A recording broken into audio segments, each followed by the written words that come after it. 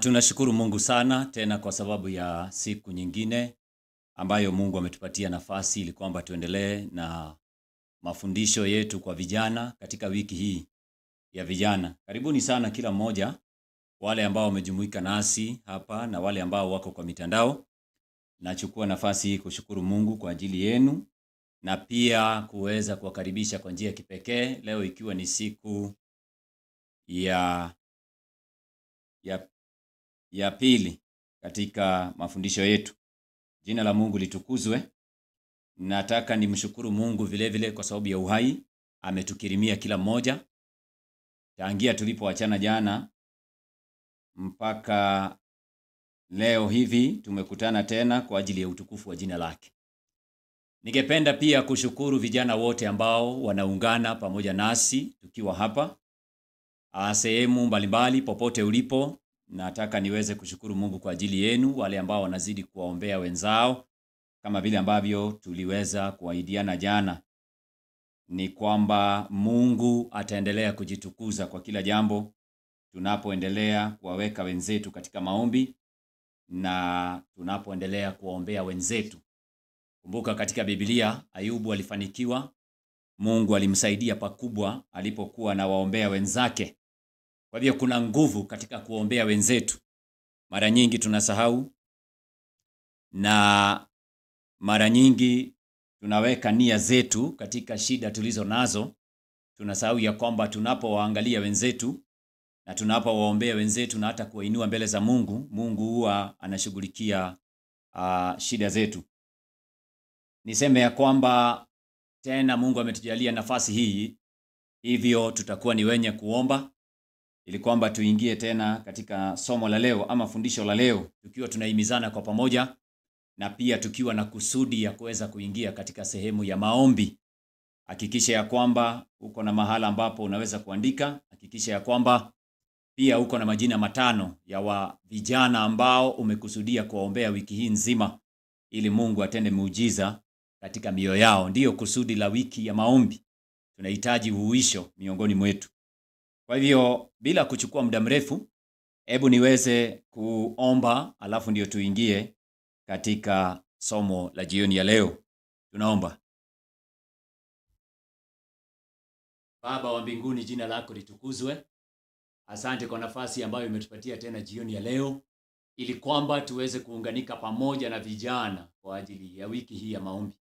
Ikiwa ni siku ya pili, tunakualika ujumuike pamoja nasi, utubariki na uwepo wako katika kila jambo. Somo ambalo liko mbele yetu, uwe pamoja nasi, utuongoze katika kweli yote. Kupitia jina la Yesu tumeomba na kuamini. Amina. Amina, amina, amina. Karibuni sana watu wa Mungu.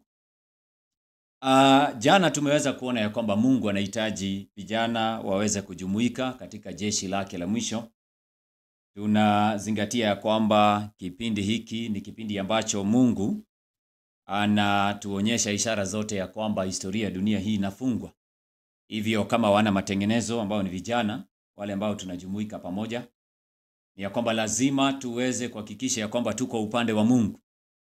Na lazima tufanye vyovyote. Yohana jana alituambia katika Yohana wa kwanza ya kwamba ametuandikia sisi vijana kwa sababu tuko na nguvu na ya kwamba neno la Mungu linakaa ndani yetu. Hakuna njia nyingine ambayo tunaweza kumshinda shetani katika karne hii ya 21, wakati ambapo kuna mambo mengi yanayovuta vijana nyuma. Hata wale ambao wameingia katika imani, tunakuta ya kwamba wengi wanarejea nyuma, wengi wanashindwa na majaribu, na wengi vile vile wanapata dhiki nyingi na mateso mengi. Asilimia kubwa ni wale ambao wanaikana imani. Na njia ya kipekee ambayo Mungu ametufunulia katika Biblia ambayo tunaweza kumshinda shetani na kusimama imara ni kama tutasimama katika neno lake, kama tutakolea katika ukweli, na kama tutakuwa ni wenye kuomba zaidi, wenye kuomba na wenye kuwa karibu na Mungu. Katika Biblia, mada ya leo nimeipa kichwa mtu asidharau ujana wako. Unajua ndani ya Biblia tunawaona vijana wengi tu ambao hawakudharauliwa. Lakini vile vile kuna vijana wengi ambao tunaona walidharauliwa kwa sababu ya upumbavu waliokuwa nao. Katika Biblia tunapoangalia vijana kama Danieli, Mishaeli, Anania na Azaria, vijana 4 ambao walikuwa pale katika nchi ya Babeli. Nilikuwa nazungumza na rafiki yangu, nikawa ninawaza sana, vijana hawa walisimamia kweli katika nchi ya ugenini. Si kwa sababu wazazi wao walikuwepo pale, hapana. Si kwa sababu viongozi wa dini walikuwepo, hapana. Ni kwa sababu walikuwa na dhamira safi, na dhamira zao zilikuwa zinawaelekeza kwa Mungu aliye hai. Hivyo iliwapasa wao kumtii Mungu kama wazazi ama viongozi wa dini wangelikuwepo ama wasingelikuwepo. Ndio naona katika Biblia hii tunapoanza kusoma jinsi ambavyo mitume wameandikia vijana. Mitume, nisaidie kitabu cha Timotheo wa kwanza. 1 Timothy chapter 4 and verses number 12. Timotheo wa kwanza. Fungua Biblia yako katika kitabu cha Timotheo wa kwanza tunapojenga mada ya jioni ya leo. Timotheo wa kwanza 4 aya yake ni ya 12. 1 Timothy chapter 4 verse 12. 1 Timothy 4:12. Na ninawahimiza muwe na Biblia. Muwe na Biblia popote mlipo. Hebu nione nani hana Biblia. Asante. Kila mtu ainue Biblia yake nione. Asante. Barikiwa. Barikiwa, barikiwa na wewe. Biblia iko wapi? Asante, asante, asante. Weka Biblia vizuri. Sasa Timotheo wa kwanza 4:12 tunaanza. Inasema hivi: mtu awaye yote asiudharau ujana wako, bali uwe kielelezo kwa waaminio katika usemi na mwenendo, na katika upendo, na katika imani na usafi. Maandiko yanasema kuhusu vijana ambao wako katika imani, mtu awaye yote, ima awe ni mtu wa kanisa ama awe ni watu wa ulimwengu, wasije wakapata sababu za kuweza kudharau ujana wenu. Na andiko hili linasema bali uwe kielelezo kwa waaminio, the believers, ya kwamba tuwe kielelezo kwa wale ambao wameamini kwanza, katika usemi na mwenendo, na katika upendo na imani na usafi. Hayo ni mambo yaliyotajwa katika Biblia. Biblia imetaja usemi, Biblia imetaja mwenendo, Biblia imetaja upendo, na Biblia imetaja imani, na mwisho ikataja usafi. Hayo ndiyo mambo ambayo tungependa kujadili jioni ya leo, ya kwamba tuwe kielelezo. Ulimwengu uko na sababu zote za kuangalia vijana walioko katika imani ya wana matengenezo na kuwatofautisha na imani ama vijana walioko katika imani tofauti tofauti, na kuwatofautisha vile vile na vijana walioko katika ulimwengu. Maana ulimwengu pia uko na vijana ambao wako katika mwenendo tofauti na wale ambao wako katika maandiko matakatifu. Katika Biblia tuko na Yesu ambaye anaitwa the pattern man. Kiongozi wetu ni Yesu. Yesu vile vile alipitia ujana. Na kuna wakati nilikuwa nazungumza na rafiki yangu mmoja, ananiambia, unajua Yesu alishinda majaribu kwa sababu alikuwa ni Mungu, ama alikuwa na uungu ndani yake. Sasa anasema umewezi kumlinganisha Yesu na sisi. Na anasema unajua vijana tunapitia majaribu mengi ambayo Yesu kama angeishi karne hiki angeweza kufaulu. Sasa nikawa ninapitia katika maandiko yangu, nikawa napitia katika Biblia, na leo ningependa kumuhimiza kijana ambaye anapitia majaribu ya kwamba kuna ushindi katika yule ambaye alitwaa namna ya mtumwa. Ukisoma kitabu cha Waebrania sura yake ni ya 2, Hebrews chapter 2. Waebrania sura yake ni ya 2. Ndio turudi kwa mfano mwema ambao Biblia inazungumzia kuhusu vijana. Hebrews chapter 2, nitaanzia aya yake. Nimesema kitabu gani? Waebrania. Amina. Hebrews. Waebrania sura yake ni ya 2, nitaanzia mstari wake ni wa 14. Hebrews chapter 2 and verses number 14. Yesu alikuwa ni kielelezo. Yesu alitwaa namna ya mtumwa. Yesu mwokozi wa ulimwengu alipitia ujanani. Kuna watu hufikiria kwamba Yesu hajawahi kupitia maisha ya ujanani, lakini hiyo si kweli. Unapoangalia katika maandiko matakatifu tunapata ya kwamba Yesu mwenyewe, aya hii inaonyesha ya kwamba alipitia ujanani. Alipitia ujanani. Kitabu cha Waebrania 2:14 Biblia inasema basi kwa kuwa watoto wameshiriki damu na mwili, yeye naye vivyo hivyo, yani Yesu, alishiriki yayo hayo, ili kwa njia ya mauti amharibu yeye aliyekuwa na nguvu za mauti, yani Ibilisi. Kwa hivyo Yesu alishiriki damu na mwili. Mstari wake ni wa 15. Awaache huru wale ambao kwamba maisha yao yote kwa hofu ya mauti walikuwa katika hali ya utumwa. Unaona? Walikuwa katika hali ya utumwa. 17. Hivyo, sasa angalia aya 17. Angalia aya 17 inasema hivyo ilimpasa kufananishwa na ndugu zake katika mambo yote, apate kuwa kuhani mkuu, mwenye rehema, mwaminifu katika mambo ya Mungu, ili afanye suluhu kwa dhambi za watu wake. Ili andiko linatufundisha mambo mengi, kijana ambayo unafuatilia, ya kwamba Yesu ilimpasa kufananishwa na ndugu zake katika mambo yote. Kwa hivyo majaribu yote ambayo Yesu alipitia, si kwamba yalikuwa ni mambo ambayo si ya kawaida kwa wanadamu. Majaribu ambayo tunapitia kama vijana, kwanza tunafaa kuelewa kwamba Yesu alipitia majaribu yote ambayo tunapitia. Alishinda kivipi? Na ni nini ambacho kinaweza kufanya leo vijana waweze kudharauliwa? Na maandiko yanasema vijana tusidharauliwe, wale ambao wako katika imani. Ndio tunataka kuangalia. Yesu alipitia majaribu. Yesu alifananishwa na ndugu zake. Yesu alipitia ujana. In fact, tunaposoma ndani ya Biblia tunapata ya kwamba maisha ya Yesu ya ujanani yameandikwa katika sentensi moja, yani yamejumuishwa pamoja in one statement. Maisha ya Yesu ya ujanani yamejumuishwa katika sentensi moja, na ningependa niweze kusoma hiyo. Kwa hivyo tunapoendelea na subject ya leo, mtu asiudharau ujana wako kama mwana matengenezo. Ni kweli? Ni kweli, kwa sababu tunapokubali mtu kudharau ujana wetu ni kwa sababu hatujaelewa maandiko yanasemaje. Hatujaelewa Mungu anataka tuwe na msingi gani. Maisha ya Yesu ya ujana wake imeandikwa katika sentensi moja. Mungu sum up, alijumuisha katika sentensi moja. Nataka nikusomee kitabu cha Luka sura yake ni ya 2. Luke chapter 2 and verses number 52. Kitabu cha Luka sura yake ni ya 2. Luke chapter 2, angalia ile andiko.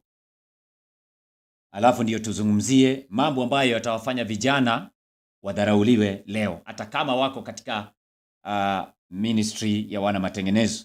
Haya ni mambo yapi ambayo yanaweza kufanya wadharauliwe? Wadharauliwe na umma, wadharauliwe na viongozi wa dini, wadharauliwe na watu walioko katika ulimwengu. Ni mambo yapi yanaweza kufanya wadharauliwe? Nasoma kitabu cha Luka sura yake ni ya 2, mstari wake ni wa 52. Inazungumzia maisha ya Yesu. Maandiko yanasemaje? Wale ambao tuko na wao pamoja, Bwana Yesu asifiwe. Amina, amina. Bwana wabariki sana. Inasema, naye Yesu akazidi kuendelea katika hekima na kimo, akimpendeza Mungu na wanadamu. Kumbe maisha ya Yesu hakudharauliwa na wanadamu. Kumbe watu hawakuona dosari, vitu ambavyo vingewafanya wao kumshuku Mungu aliyemtuma. Kumbe maandiko yanasema Yesu alikuwa akampendeza Mungu na akawapendeza wanadamu. Watu walitafuta dosari. Watu walitafuta sababu ambazo wanaweza kumshtaki Yesu. Katika masuala ya imani walikosa, lakini katika masuala mengine kwa sababu ya kumwekelea mambo hayo walipata. Lakini katika masuala ya imani maandiko yanasema alimpendeza Mungu na wanadamu. Alifaulu kivipi? Na kama Yesu alikuwa kielelezo, maandiko yanasema hata vijana walioko katika nchi ya Babeli, wale vijana 4 pia walipendeza Mungu na wanadamu. Ijapokuwa tu ni wale ambao walitafuta sababu zote za kumshtaki Danieli. Mimi nazungumza na vijana ambao wananifuata. Kuna vijana ambao wameajiriwa kazini kwao. Kuna wale ambao wanafanya kazi na watu wa ulimwengu na wanajiita wana matengenezo. Unafanya kazi wapi? Unafanya kazi na akina nani? Watu wa ulimwengu. Haya ndiyo maandiko yanavyozungumzia. Unapoangalia Danieli, Mishaeli, Anania na Azaria, tunapata ya kwamba maisha yao yalikuwa ni ushuhuda kwa watu. Ukisoma Danieli sura yake ni ya 6 mfano. Nikuonyeshe. Danieli sura yake ni ya 6 mfano. Hebu tuhakikishe tu mambo iko sawa, nafikiri Bwana atukuzwe kwa kila jambo. Nasoma kitabu cha Danieli sura yake ni ya 6, Daniel chapter 6. Biblia inasemaje? Biblia inasemaje katika kitabu cha Danieli sura yake ni ya 6? Tunapoanza kusoma Danieli sura yake ni ya 6, ndio tutaelewa kitu ambacho ninasema. Na hawa walikuwa ni vijana. Na maandiko yanasema Danieli alipandishwa hata cheo. Na alipopandishwa cheo, maandiko yanasema kuanzia mstari wake ni wa kwanza. Angalia. Daniel chapter 6. Kuanzia aya yake ni ya kwanza. Biblia inasemaje kuhusu vijana ambao walisimama wakiwa hodari? Walisimama kidete. Ilimpendeza Dario kuweka juu ya ufalme maliwali 120 wawe juu ya ufalme wote, na juu yao akaweka wakubwa 3, na Danieli alikuwa mmoja wao, ili maliwali hawa wote watoe hesabu kwao, mfalme asipate hasara. Huyu ni kijana mdogo, amepandishwa cheo katika ufalme wa Babiloni. Maandiko yanasema ya kwamba mfalme aliona asione hasara, akamweka Danieli pale. Ni kitu gani ambacho aliona ndani ya Danieli? Maandiko yanasema, inasema mstari wa 3, basi Danieli huyo, sikiliza, huyu ni youth, huyu ni kijana, na hawa ni watu wa ulimwengu. Maandiko yanasema basi Danieli huyo alipata sifa kuliko wakubwa na maliwali. Mimi sijui umeajiriwa wapi kijana. Mimi sijui unafanya shughuli zako za kila siku wapi. Lakini maandiko yanasema huyu kijana ambaye anaitwa Danieli alipata sifa kuliko wakubwa wake na maliwali, kwa kuwa roho bora ilikuwa ndani yake, naye mfalme akaazimu kumweka juu ya ufalme wote. Unaona? Kumbe ilikuwa hivyo. Danieli ni mtu ambaye roho wa Mungu alikuwa ndani yake. Na maandiko yanasema ya kwamba mfalme alimweka, akamtawaza, akampatia mamlaka. Danieli, maandiko yanasema ushuhuda wa Mungu katika kitabu cha Danieli kinasema ya kwamba alipata sifa kuliko wakubwa na maliwali. Sifa hizo walitoa wapi? Inamaanisha watu wa ulimwengu walikuwa na waangalia Danieli na wenzake, walikuwa wanaona roho ya Mungu ilikuwa inakaa ndani yao. Ninakuuliza jioni ya leo, wewe ambaye unafuatilia kijana katika mitandao, roho wa nani yuko ndani yako? Na je, Mungu anaweza kuketi katika baraza lake aseme ya kwamba huyu kijana ambaye ninamfahamu, roho wangu anakaa ndani yake? Je, watu wanaweza kukuona waseme ya kwamba huyu mtu tunamsifu maana tunajua ni mtu wa Mungu?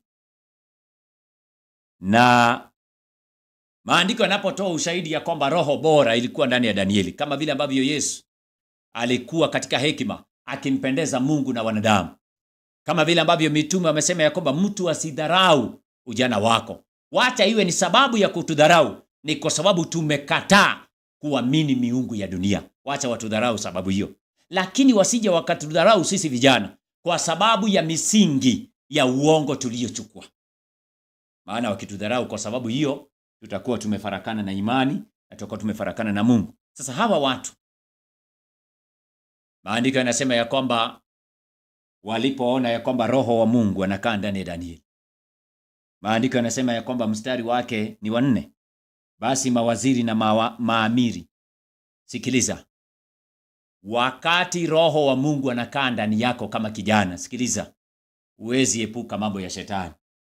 Ndio unaona hapa maandiko yanasema basi mawaziri na maamiri wakatafuta sana kupata sababu za kumshitaki Danieli kwa habari za mambo ya ufalme, lakini hawakuweza kuona sababu wala kosa, kwa maana alikuwa mwaminifu, wala halikuonekana kosa wala hatia ndani yake.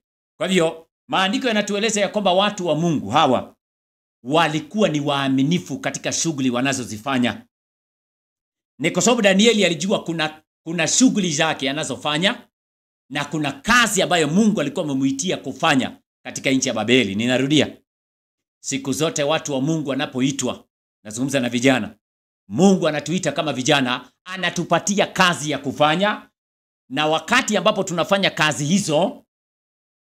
hiyo yake, tunahakikisha ya kwamba pia tunafanya shughuli zetu za kawaida. Mungu anatupatia kazi ya kufanya duniani.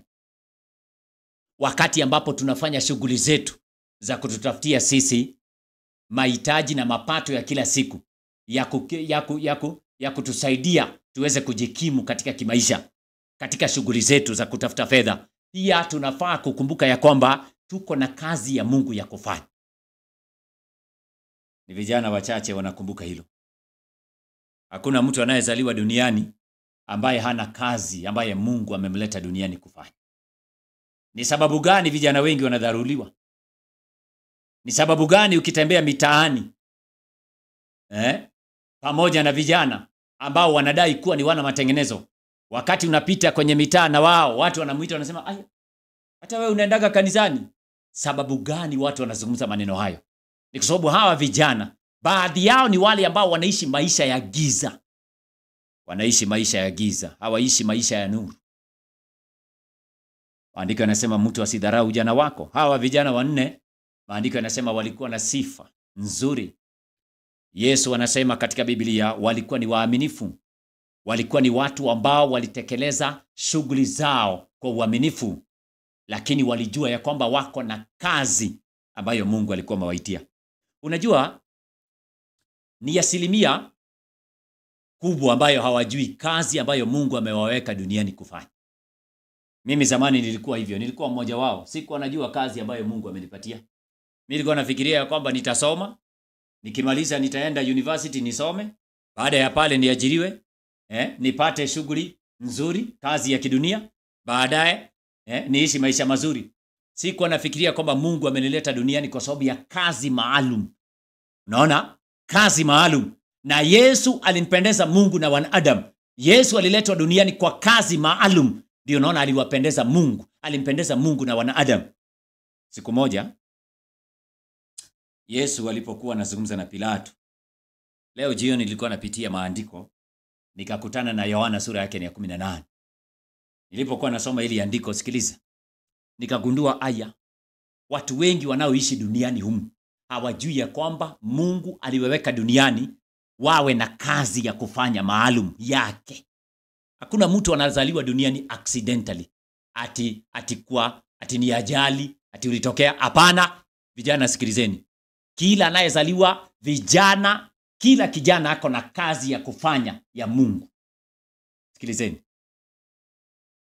Sikilizeni. Hebu acha niwaonyeshe hii. Acha tusome Yohana 18. Nasoma aya yake ni ya 37. John chapter number 18 and verses number 37. Sikilizeni vijana. Hakuna kijana ambaye hana shughuli ya Mungu duniani. Kazi ya Mungu. Kando na shughuli zetu, tuko na kazi ya Mungu. Na kila anayezaliwa duniani hazaliwi kwa ajali. Hazaliwi kwa ajali. Nitakuonyesha, nitachukua muda wangu nikuonyeshe leo. Hata mimi nilikuwa nafikiria hivyo zamani. Ni vile watu wengi wanajitoa kwa mpango wa Mungu, wanajipata wanatapatapa katika dunia. Leo tuko na vijana wengi wako katika shughuli ambazo Mungu hajawahi kukusudia.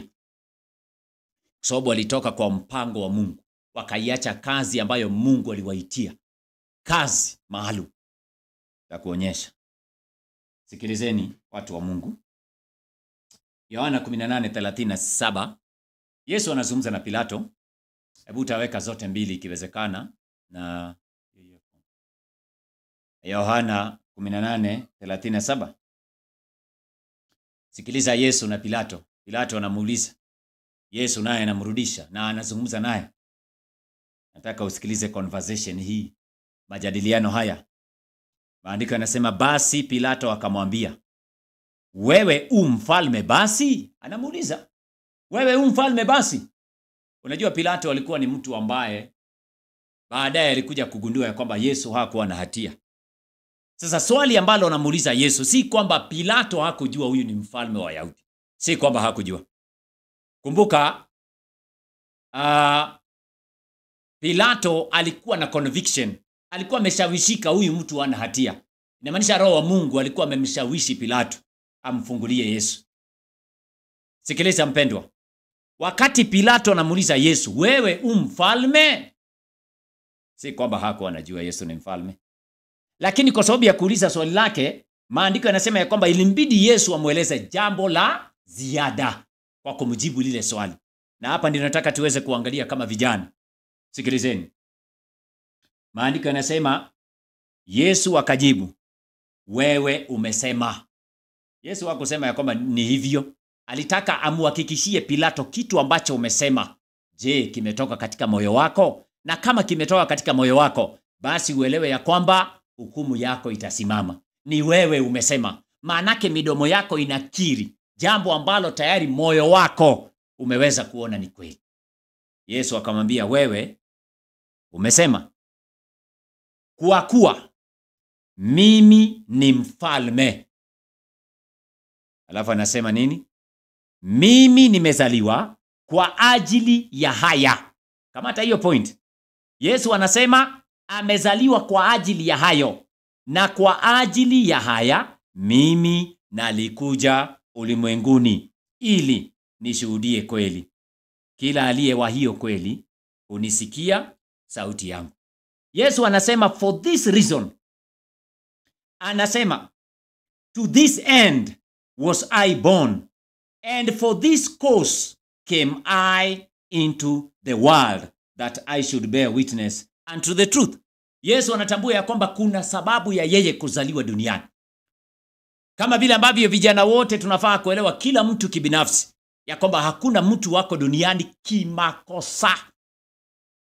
Juzi nilikuwa naongea na msichana mwingine kijana, ananiambia unajua mimi hata sijui ni nini nafaa kufanya, lakini vile nimeangalia ninaona ninaweza kufanya modeling. Unajua modeling? Modeling ni wale wasichana wanatembea na manguo wakifanya nini?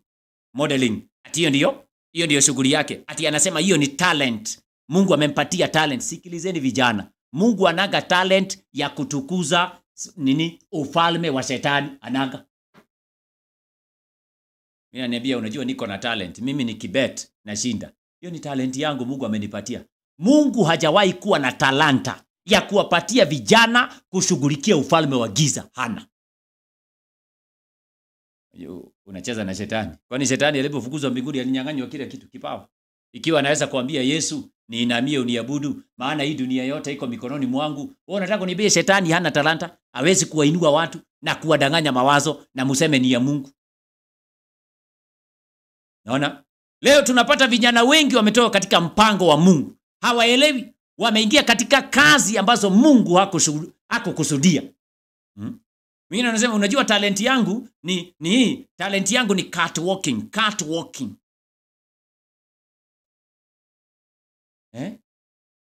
Unajua hii ni talent yangu. Mimi ni mtu ambaye ninafanya advertisement, nimejulikana. Sasa ninaweza kushika naona vijana wengi ati ameshika chupa ya pombe. Ati yeye ana advertise kampuni ya pombe. Ati ni talanta yake kuendeleza advertisement, yani anaendeleza ufalme wa shetani, na anasema ni talanta ya Mungu amempatia ndio aendelee promote mambo ya shetani. Vijana wengi wamepotea. Yana mwingine alitoka kanisani akasema unajua mimi niko na talent gani? Njoo talent yangu mimi natangaza vizuri. Na sasa nimeitwa na TV station. Mimi ndio natangaza mambo ya mvinyo na ninapewa pesa nyingi. Wameniita Castle Lager, wameniita Tusker, wameniita kampuni tofauti za mivinyo. Hata kampuni nyingine ya kuuza nyama ya nguruwe imeniita. Mimi ndio nafanya advertisement ya nguruwe. Anasema ni talanta ama ni kipawa ambacho Mungu amempatia. Yesu anasema nimezaliwa duniani kwa sababu hii. Unajua Yesu alikuwa carpenter. Unajua Yesu alikuwa seremala akimsaidia baba yake, si ndio? Yesu alikuwa na kazi aliyotumwa kufanya na alikuwa na shughuli aliyoifanya kwa sababu ya kukidhi mahitaji ya familia. Tofautisha rafiki. Alikuwa na shughuli ya kila siku. Ndio unaona watu walimuita, huyu si mwana wa yule seremala. Maana walijulikana kutengeneza vifaa vya mbao, viti, meza, kabati, walijulikana kwa hiyo shughuli. Lakini Yesu anamwambia Pilato, kwa sababu hii nalikuja duniani. Kuna sababu ya kila mmoja kuja duniani. Unaweza kuwa wewe ni kijana na wewe ni mwalimu. Hiyo ni shughuli yako. Hiyo ni shughuli ya kupata mapato, lakini kazi ambayo Mungu alikuletea dunia hii kufanya bado hujaitekeleza. Haujaitekeleza rafiki. Kuna vijana wengi hawajajua ya kwamba Mungu amewapatia kazi. Ndio unaona vijana wengi wamedharauliwa leo. Na wewe ni mtu wa aina gani? Sababu anaanza kusoma, anafika chuo kikuu, baadaye anakaa hivi. Wewe hujakutana na watu wamesoma mpaka mabachelors. Ukimuuliza unafanya hiyo kitu ulisomea? Mimi unajua siku hizi nilienda kwa studio. Na ulisoma nini? Mimi nilisoma data scientist. Unafanya nini kwa studio? Hata sijui. Confused. Aliingia kufanya vitu ambavyo Mungu hajawahi kukusudia. Watu wengi wanaingia kusoma vitu ambavyo hawaelewi. Mwishowe wanaenda kufanya vitu ambavyo hata hawatambui. Mungu ameumba kila mwanadamu anayezaliwa duniani. Ako na kipawa. Na kipawa hicho kinafaa kuinuka ili afanye kazi ambayo Mungu alimleta duniani kufanya. Yeremia anasema Mungu alimjua kutoka tumbani mwa mama yake na alikuwa amemhifadhi. Kwa hivyo Yeremia anapotoka katika tumbo la mama yake anajua kwamba kuna kazi Mungu ameniandalia, ndio hii. Hata kama nitafanya shughuli zingine, lakini hii ndio kazi. Na Mungu akakuwa specific, akamwambia nalikujua. Hebu niwekee Yeremia sura yake ni ya kwanza. Hao walikuwa ni vijana katika Biblia ambao tunaweza kuangalia mfano mwema kutoka kwao. Watu ambao wameandikwa habari zao katika maandiko ili vijana ambao wanaishi kipindi cha mwisho tuweze kuelewa ya kwamba Mungu anahitaji tuwe wale ambao wanaweza kusimamia ukweli. Nasoma kitabu cha Yeremia. Yeremia in chapter 1. Wapendwa wasikilizeni. Na mimi nataka nizungumze na vijana ambao wale ambao wamehang. Sema mimi sijui kenye nafaa kufanya. Kitambo wiki hii ishe takuwa nasikia mwito kama ile ya Samueli. Ya Samueli anaitwa anafikiria ni Eli anamuita. Na leo nataka nikwambie sababu zote ambazo vijana wanadharauliwa. Mimi nazungumza na vijana ambao wameingia katika movement. Wameamini ukweli, wengi wanadharauliwa. Nakupatia sababu zote leo kabla hatujaomba. Alafu nikuonyeshe vile ambavyo unaweza kufanya. Soma kitabu cha Yeremia. Yeremia chapter 1 verses number 5. Yeremia 1 mstari wake ni wa 5. Biblia inasema, kabla sijakuumba katika tumbo nalikujua. Unataka kuniambia Yeremia peke yake alijulikana? Mungu anajua kila moja. Na anasema hivi, na kabla hujatoka tumboni nalikutakasa, nimekuweka kuwa nabii wa mataifa. Kwa hivyo Mungu anamuandaa Yeremia kabla, na alimuandaa akampa kazi.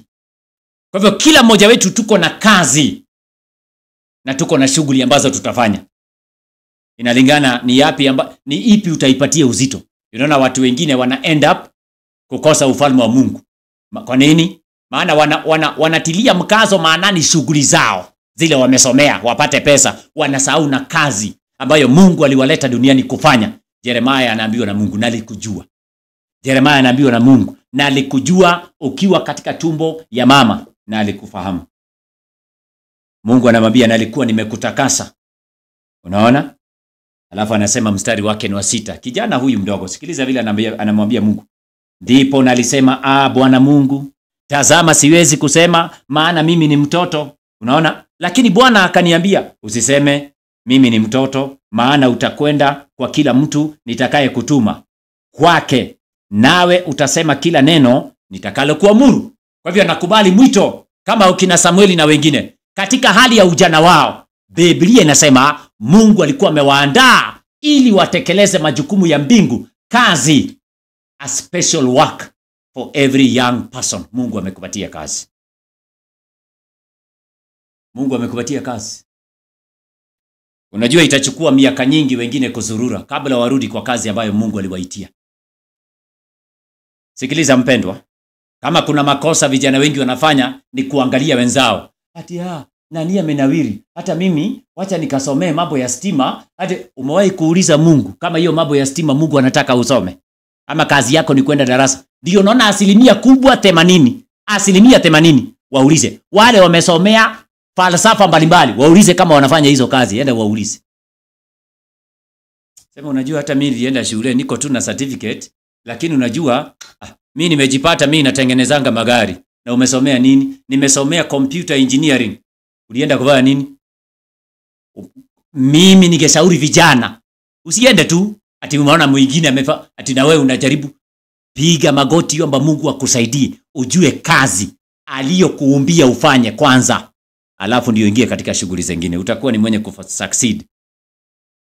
Nimeona watu wengi wanazunguka miaka nyingi, baadaye anarudi kugundua kitu ambacho Mungu alikuwa amemuitia duniani.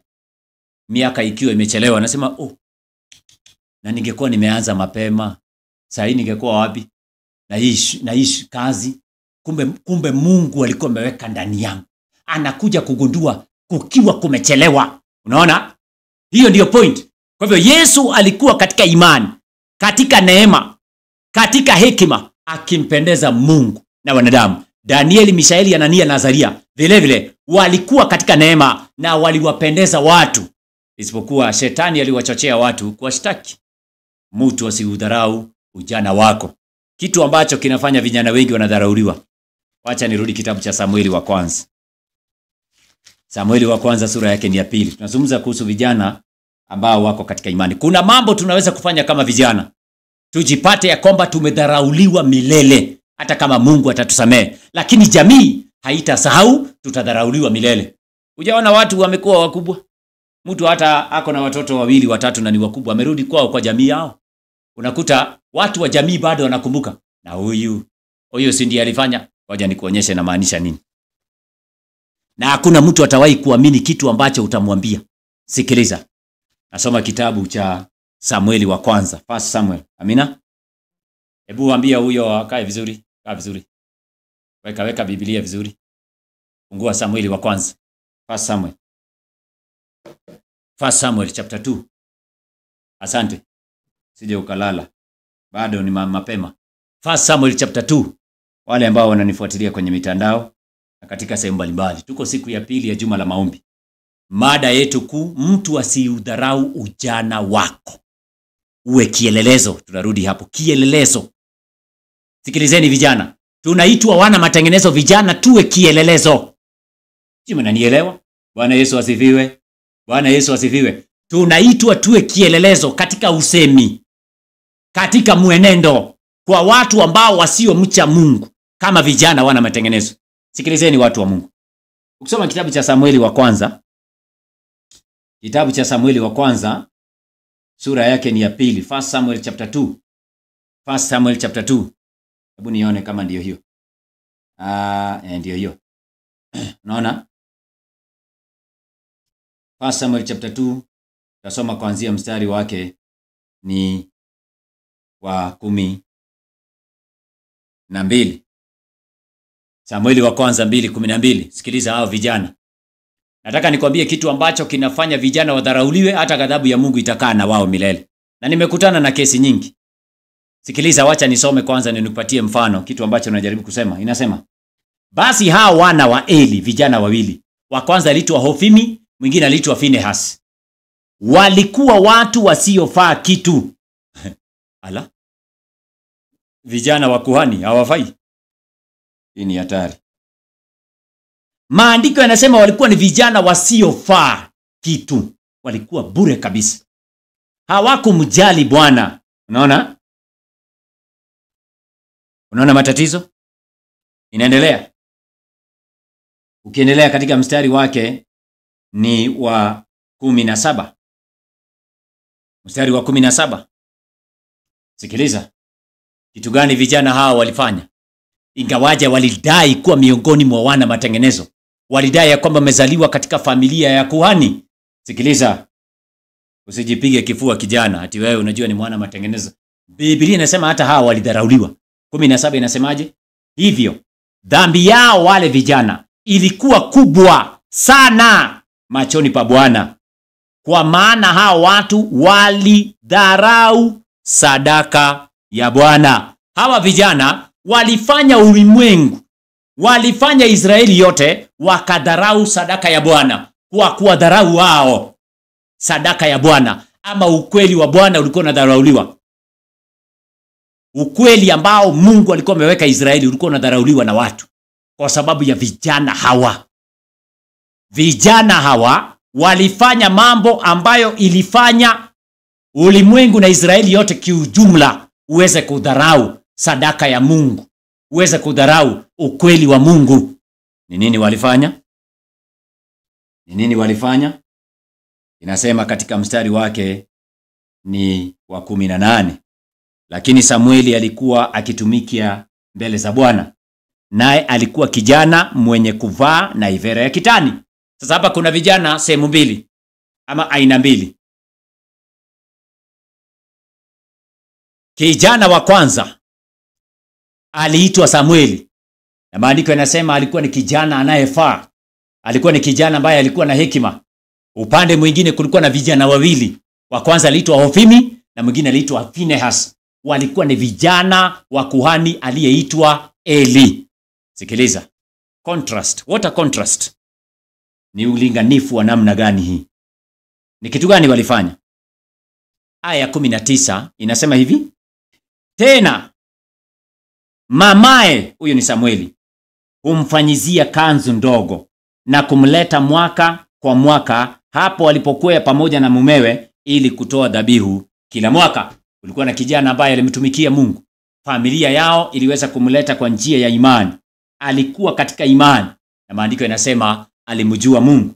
Mstari wake ni 20 inasema, naye Eli akambariki Elkana na mkewe, akasema, Bwana na akupe uzao kwa mwanamke huyu badala ya azimo alilo azimiwa Bwana. Kisha wakaenda nyumbani kwao. 21. Naye Bwana akamwangalia Hana. Wacha nisome 22 sababu ya kuingia kwenye point. Inasema, basi Eli alikuwa mzee sana, naye alisikia habari za mambo yote ambayo wanawe waliwatenda wana wa Israeli. Vijana hawa walifanya nini katika masuala ya imani, na jinsi walivyolala na wanawake waliokuwa wakitumika mlangoni pa hema ya kukutania. Kama kuna kitu ambacho kinaweza kufanya kijana yeyote adharauliwe hata na umma, ni shughuli hizi: kuingia katika ndoa ambazo Mungu hajaidhinisha, kuingia katika mahusiano ya kimwili na wanawake kiholela. Wengine wanaingiliana kisiri, wanapokuja wanapanguza mdomo, wanasema mimi sijakula. Na maandiko yanasema walifanya hivyo na wanawake wa hekalu. Yaani sisi ni wana matengenezo, lakini sisi wenyewe ndiyo tunafanya madhambi ambayo hata ulimwengu ikisikia wanafunga masikio. Wapendwa, hizi ni dhambi ambazo vijana wengi wamejikuta kwayo. Unakuta ya kwamba si lazima wazalishe, lakini kwa kufanya dhambi hizo za siri, unakuta ya kwamba vijana wengi wameingia katika laana. Mungu amefuta majina yao katika kitabu cha uzima, na Mungu ameandika mbinguni dhambi walizozifanya katika siri. Wamewadanganya wasichana wengi, wakaingia katika hali ya kuonana na wao hata kimwili. Na maandiko yanasema walikuwa ni wanawake waliokuwepo katika hekalu. Hatuzungumzi kuhusu wasichana ambao ni vijana walioko wa dunia, hapana. Naongea kuhusu wasichana wa hekalu. Tunaongea kuhusu vijana wasichana wa kike, wale ambao wako katika hekalu.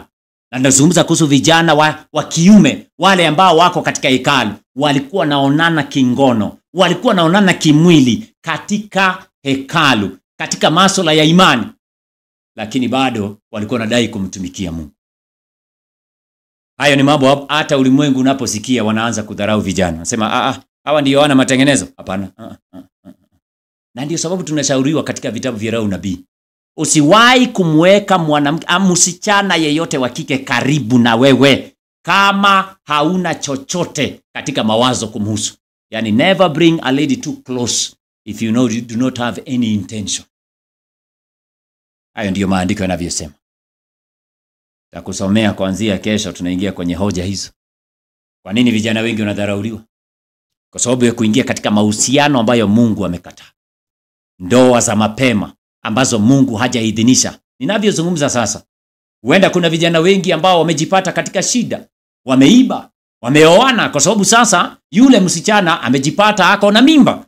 Sasa anasema tuishi kwa sababu sasa kwa hivyo kitu ambacho kinaweka katika hiyo ndoa ambayo wao wenyewe ndio wameanzisha, si kwa sababu wanapendana, ni kwa sababu kuna mtoto alizaliwa. Hiyo ndio mwanzo wa mwisho wa ile ndoa. Wakati mwingine nilichukua watumishi, tulikuwa pale mjini town Nairobi. Kawa tunatembea pale chini baada ya kutoka kwenye mkutano, nikawaambia hebu angalieni hizi hoteli watumishi. Yaani unaingia kwa hoteli unaangalia, saa hiyo ni saa hizo ni saa 12:30 inaelekea saa 1. Ukiangalia hoteli wale wameketi huko ni wanaume wameketi. Na ukiangalia wameketi na tusichana tudogo ati wanakula chakula cha usiku wakizungumza. Na ukiangalia ni mzee ameketi kwa meza, mtu ambaye ni mtu wa umri ambaye anatoshea hata kuitwa baba yangu. Sasa tunaanza kujiuliza nani wengi? Unajiuliza na ule mzee unataka kuniambia hajaoa, hana mke na watoto? Ni kwa sababu ndoa aliyoingia yeye Mungu hakuwa amepanga. Walipatana katika ujana wao, wakaanzisha familia, Mungu hakuidhinisha. Sasa matatizo yameanza, wamejipata katika hali ya sintofahamu. Sasa mwanaume ni kuhepa, anajaribu kuhepa kutafuta mwanamke mwingine. Inakuwa ni matatizo. Na niona Yesu anasema ilivyokuwa wakati wa Nuhu, ndivyo itakavyokuwa katika siku zake mwana wa Adam. Walikuwa wanakula, walikuwa wanakunywa, walikuwa naoa na kuolewa kiholela. Mungu akaleta gharika akamaliza ulimwengu. Marriage. Hiyo ni mada ambayo tutaingia kesho. Kwa hivyo unapata ya kwamba vijana wengi wanadharauliwa kwa sababu ya mambo ambayo wanatenda katika hekalu. Watu wanajua, watu ulimwengu, si hawa ni wana matengenezo wa ile kanisa. Ala, amepachika mwenzake mimba, ameshaoa. Ati watu wanashtukia jamaa alioa. Ulioa lini? Kanisa, watu wa dunia wanamuuliza, na kanisa imejua. Watu wa dunia wanamuuliza kijana, maana anakaa kwenye ploti na watu wa dunia. Sasa watu wa dunia wameshangaa, maana kila Sabato wanakamata Biblia, anaenda kwa kanisa. Lakini sasa wameshtukia ameoa. Sasa watu wa ulimwengu wanajaribu kutafuta ni jinsi gani kijana huyu ameoa. Wanakuta kumbe ni jangili. Alichukua mwanamke wakaanza kuishi. Maandiko yanasema wana wa Eli walidharauliwa kwa sababu walikuwa wanalala na wanawake katika hekalu. Biblia inasema walikuwa ni wana wa Eli wasiofaa, ni watu ambao hawakufaa machoni pa watu. Ndio naona sasa mitume wanapokuja kuandika huku, wanaposema mtu asidharau ujana wako, kuna sababu kijana anaweza kudharauliwa. Sababu ya kwanza. Ya pili, kitu ambacho kitafanya vijana wengi wadharauliwe na society. Unajua nimekutana na kesi nyingi. Naongea hivi kwa sababu ninaelewa kitu ambacho ninasema. Mimi nimewahi kuona vijana wengi wanaishi maisha ya ufukara, maisha magumu. Wakati mwingine unaona watu wanajaribu kuenda hata katika mikutano ya maombi, ati tunaomba, mtu analeta hata prayer request, ati mimi niko na maombi maalum, dunia imenipiga, Sasa ukianza, ndio naona Biblia inasema usikue wa haraka kumwekelea yeyote mkono. Timotheo anaambiwa usikue na haraka. Wakati mwingine nataka watu wachunguze hawa vijana, matatizo yaliyowakumba yanatoka wapi. Naona? Sasa ukianza kuangalia vijana wengi, uanze kurudi mpaka makwao nyumbani, unakuta vijana hawakuelewana na wazazi.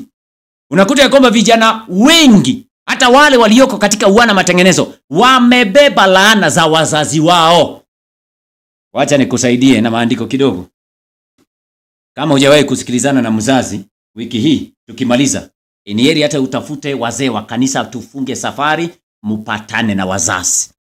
Kuna wale ambao wazazi walikataa asioleke na akaoleka na fujo.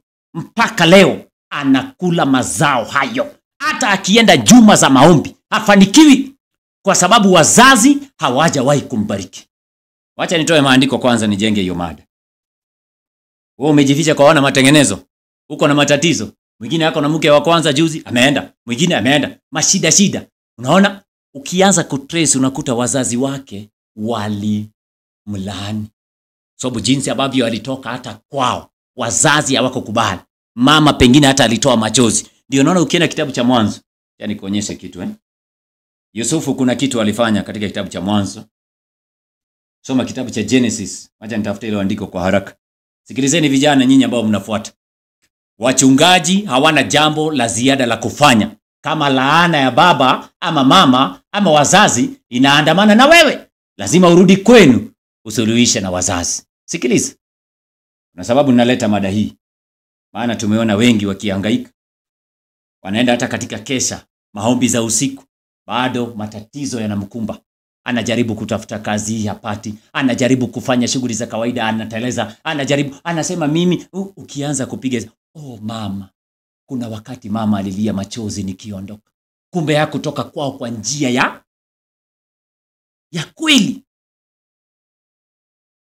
Saa hizi kuna vijana ambao ni wana matengenezo. Mama akimpigia simu nyumbani, "Nitumie hata 500." Anakata simu. Mama analia nyumbani.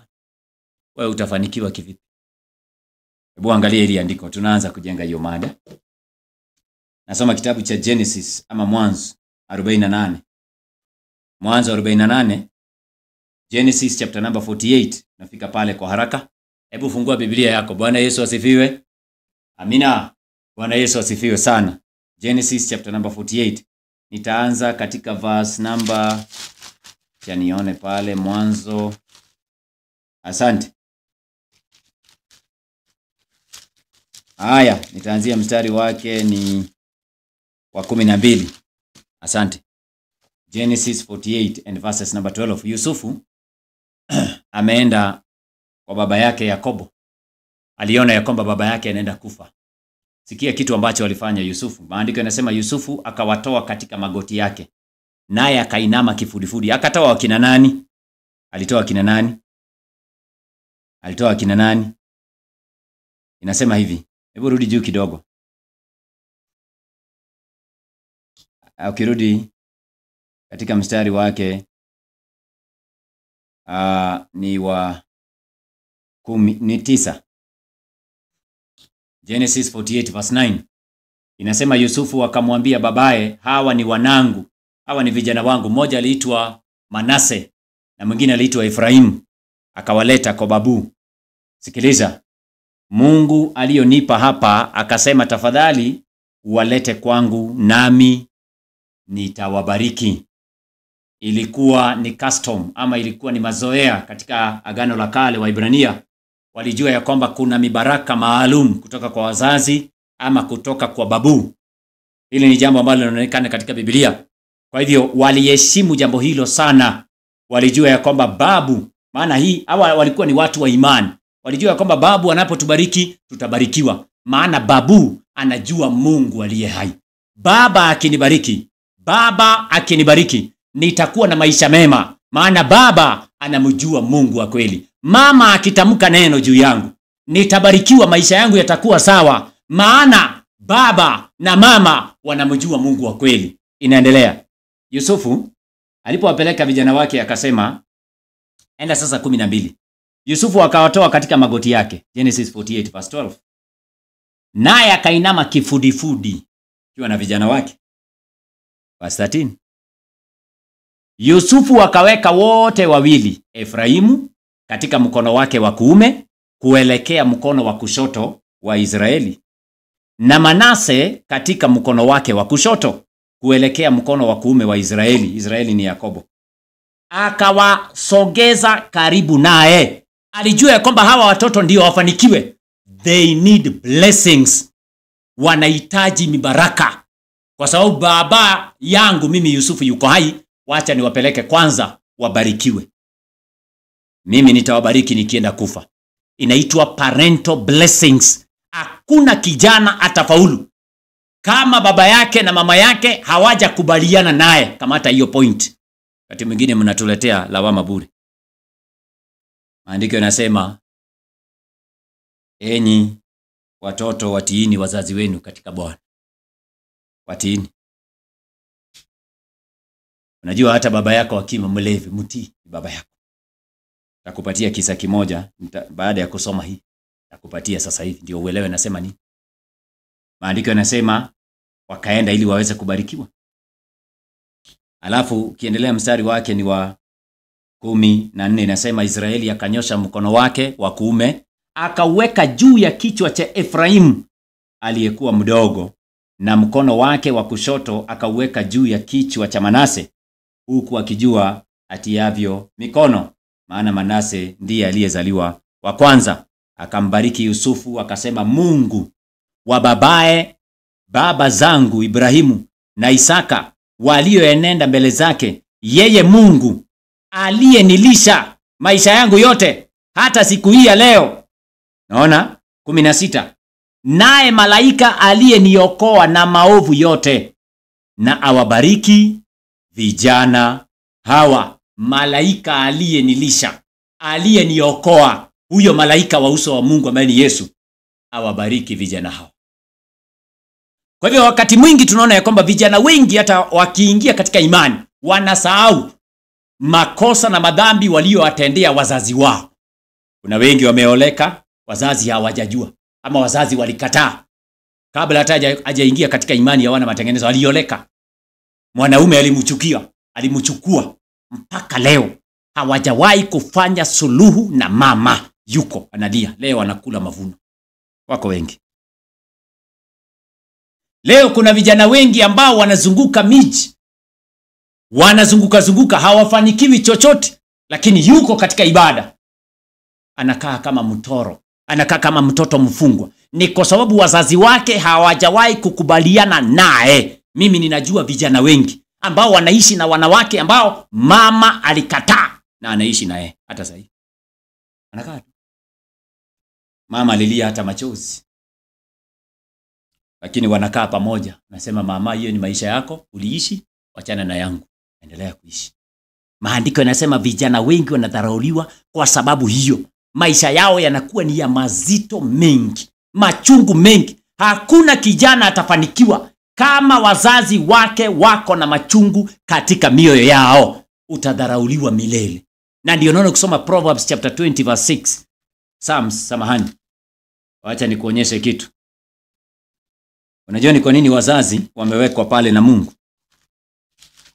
Kwa nini wana wa Eli walidharauliwa? Hawakusikiliza sauti ya baba yao. Maana iliwakilisha sauti ya Mungu. Ukisoma Proverbs, weka hata English. Uiweke Kiswahili na English Proverbs chapter 20 verse 6. Ni hiyo kweli? Psalms, sorry. Psalms. Waja, nitafute Nimesema Psalms chapter 20. Zaburi 20. Zaburi. Acha nione. Nataka nikusomea andiko ndio uelewe kenye najaribu kusema hapa katika wiki hii ya maombi ya vijana. Vijana, msikuwe na matatizo mengi. Rudi kwa wazazi, tafuta wazazi wako. Baada ya kusikiliza sermon hii, tafuta wazazi, patana nao tafadhali. Hata kama itabidi unachukua wazee wa kanisa, tunaenda kutembea, tafuta amani na wazazi kwanza. Hiyo ndio ahadi Mungu alisema. Inasema katika kitabu cha Zaburi. Ni Proverbs. Nilikuwa tu sawa Proverbs chapter 20 verse 7. Proverbs chapter 20. Proverbs chapter 20. Methali 20. Methali 20. Proverbs chapter 20 and verses number 7. Proverbs chapter 20. Proverbs ni Methali 20. Aya yake ni ya 7. Amina. Bwana asifiwe sana. Proverbs chapter 20 and verses number 7. Biblia inasemaje? Inasema mwenye haki, mtu mwenye haki, the just man. Mwenye haki hutembea katika nini? Katika unyofu. The just man walks in the integrity, in his integrity. Alafu inamaliza ikisema nini? Watoto wake ama vijana wake ubarikiwa baada yake. His children are blessed after him. Sasa wewe ukikosana na baba yako, hiyo blessing itatoka wapi? Na baba yako ni mtu ambaye anajua Mungu, amekukataza umekataa, umekimbia umeoleka, ama umeenda kufanya kazi ambazo baba yako amekataa, maana yeye anaona maandiko. Sasa umekuja kujificha miongoni mwa wana matengenezo. Zile mashida unakula wewe ndio unajua. Sema unajua mimi nataka mniombee sana, niko na mashida. Ulielewana na wazazi hicho kitu ambacho unafanya. Yule mwanamke ulioa, saa hizi mko na watoto 3 4, mlielewana na wazazi, ama wewe ulienda ukaoa ukarusha mikono. Saa hii unakula machungu. Maandiko yanasema anachokipanda mtu atakivuna mwenyewe. Hayo ndiyo maandiko yanavyotuzungumzia. Unapoangalia katika Biblia inatuonyesha jinsi ambavyo mibaraka ya Mungu inaweza kuandamana na vijana ama iwakatae. Unaona maandiko yako wazi. Mtu asidharau ujana wetu. Tuwe mfano mwema. Tuwe waaminifu. Maandiko yanasema hivyo. Katika kidogo ambacho Mungu anatupatia tuwe waaminifu. Vijana ambao wako na akili wanakuwa waaminifu katika mambo madogo ambayo Mungu amewapatia. Kando na kuwa na ujumbe wa sasa, Mungu anatuita tuwe waaminifu. We must be faithful. Wacha dunia iwe na sababu zingine za kutushtaki. Sio neno la Mungu. Sio ukweli. Si mambo ya imani. Wasione dosari katika masuala ya imani. Wacha wapate dosari katika mambo mengine. Naona? Isikuwe ni tabia zetu. Isikuwe ni mienendo yetu. Wasije wakamdharau Mungu na hata kumkejeli Mungu wa Israeli. Unaona maandiko yanasema mtu asidharau ujana wako, bali uwe mfano mwema. Nimekwambia kuna vijana wengi ambao wanazunguka, bado wanaendelea kuzunguka. Maana hawajawahi kujua Mungu aliwaleta duniani kufanya nini. Hawajajua hata vipawa vyao. Chukua muda wa kuomba na kuuliza Mungu, kipawa changu ni gani katika mambo ya ufalme wako? Hii mambo ya kusema unajua talenti yangu ni kucheza football, unajua mimi ni player mzuri. Haya, ulileta wangapi kwa Yesu na hiyo football? Mungu apeanangi kipawa ambacho hakitumiki kuleta watu katika kweli. Ana. Maandiko yanasema alipopaa aliwapatia watu vipawa. Nataka kuniambia hiyo kipawa chako cha football ya juzi, mitume hawakupatia kipawa cha football. Wao walicheza football gani? Au mitume walicheza gani? Mimi sikuambii usicheze mpira, sijasema hivyo. Usiseme ni kipawa. Kipawa cha Mungu ama gifts Mungu anapeana ili ufalme wake unyoroke. Na watu wanaojishughulisha katika mambo ya masuala ya ufalme wa Mungu, Mungu anawabariki. Yesu akawaambia mitume, msifurahi kwa sababu pepo wanawatii, bali furahini kwa sababu majina yenu yameandikwa mbinguni. Kwa nini? Wamejishughulisha katika kazi ambayo Mungu aliwaitia. Kazi hiyo Mungu ameandika majina yao katika kitabu cha uzima. Si lazima uweke mabox speaker na kuhubiri. Kuna kazi nyingi ambazo Mungu amewapatia watu za ufalme. Tukizifanya kwa uaminifu, kwa kuwaleta wengi katika kweli, Mungu anajitukuza. Shetani anaaibika. Na shetani anajua vijana wengi wakielekezwa kwa njia hiyo watamshinda shetani. Ulimwengu huu nuru ya Mungu itamulika kwa haraka. Sababu gani vijana wanadharauliwa? Rudisha hiyo Timotheo wa kwanza 4:12. 1 Timothy chapter 4 verse 12. Rudisha tena, jenge mada. Sikilizeni watu wa Mungu. Sikilizeni watu wa Mungu. Bwana atukuzwe kwa kila jambo. Tunaendelea kujenga somo letu jioni ya leo. Mtu asidharau ujana wako. Sikubali ujana wako uweze kudharauliwa. Maandiko yanasema tuwe mfano mwema. Kisoma katika Timotheo wa kwanza sura yake ni ya 4. Aya yake ni ya 12. Tunarudi kwa mitume kabla tujaingia kwenye kipindi cha maombi. Wapendwa, kuna vijana wengi wako na shida mbalimbali.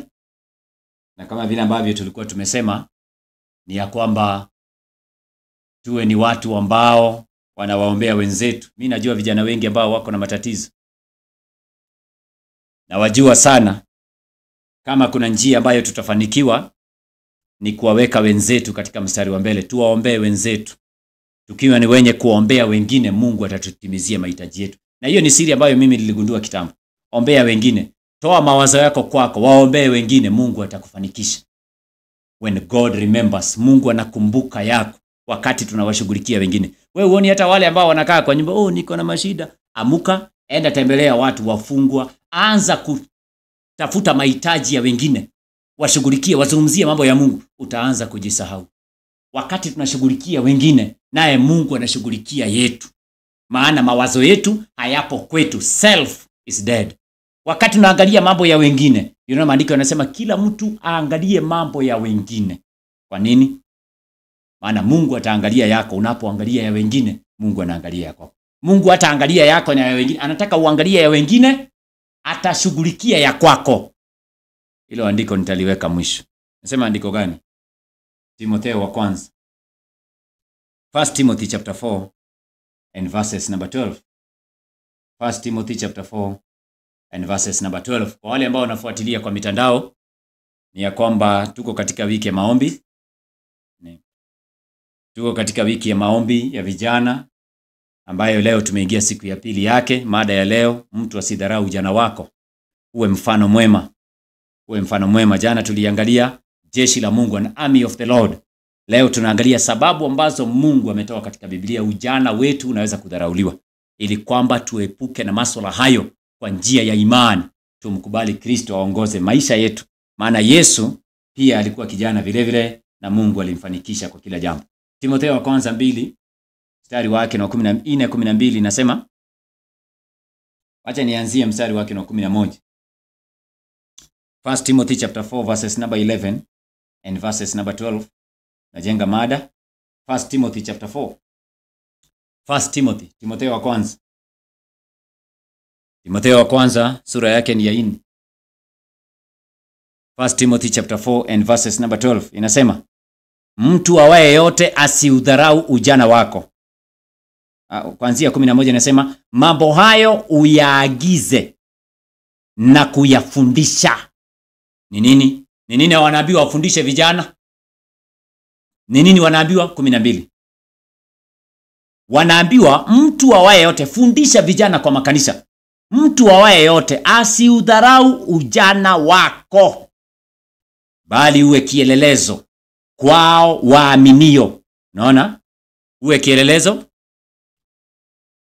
kwao waaminio katika usemi, matamshi, na mwenendo, na katika upendo, na imani, na usafi.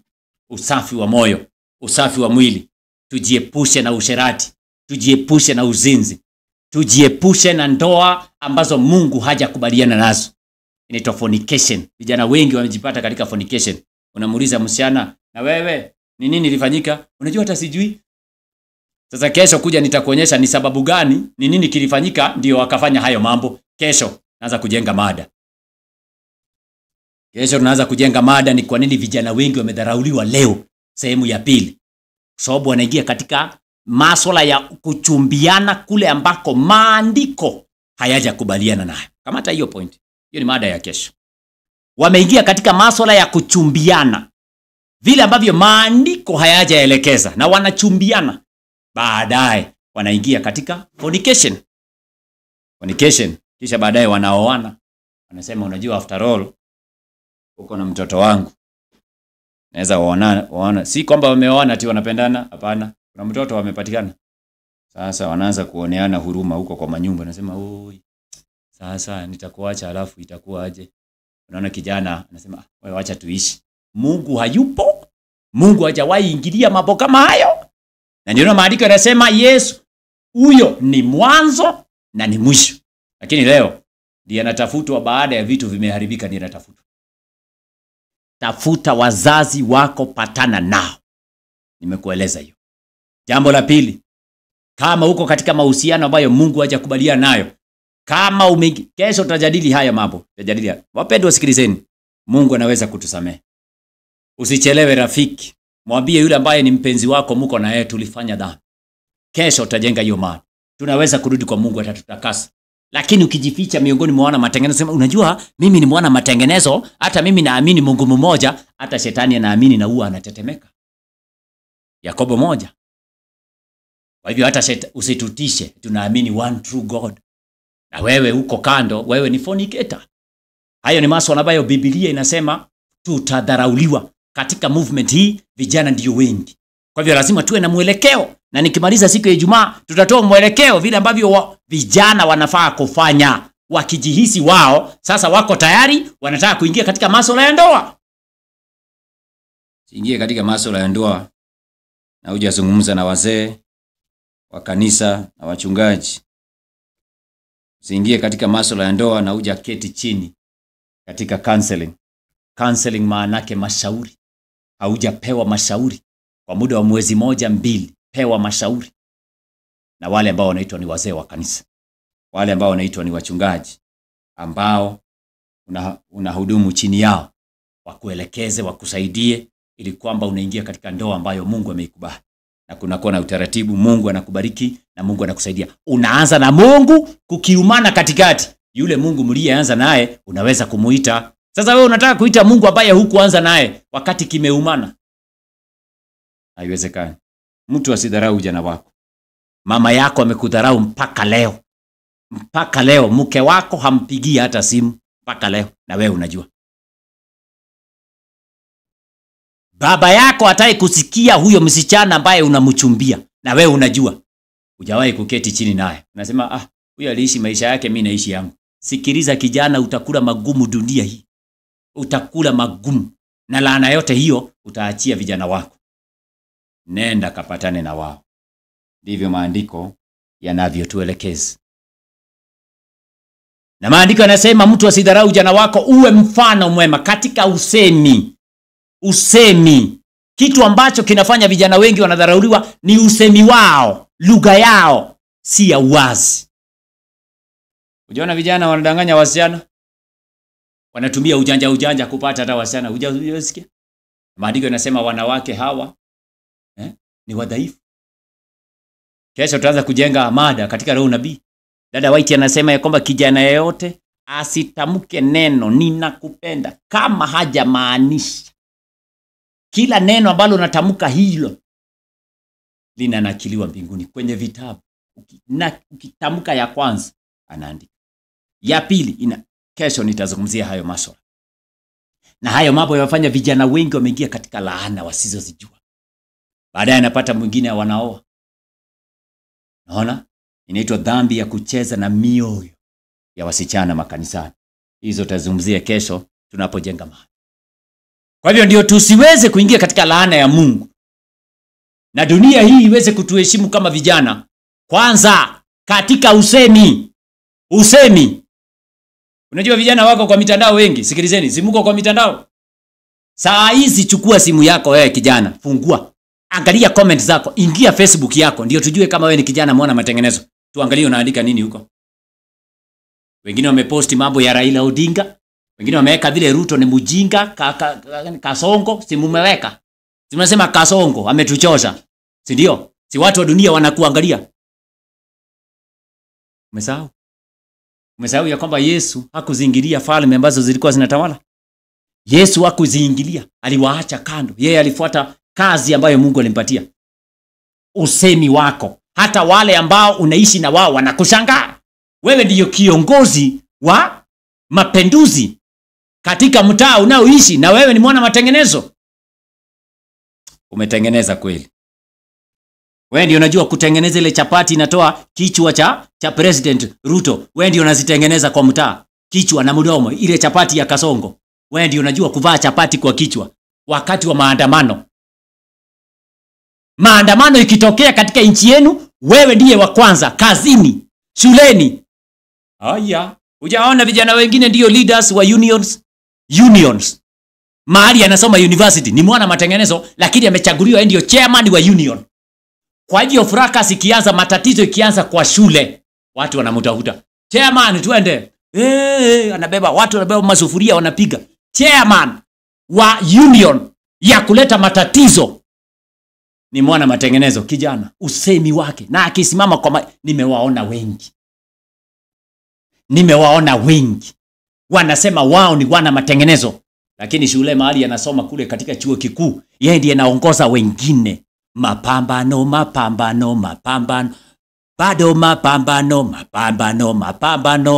bado mapambano. Amevaa sufuria kwa kichwa, ako na mwiko na anapiga sufuria ingine.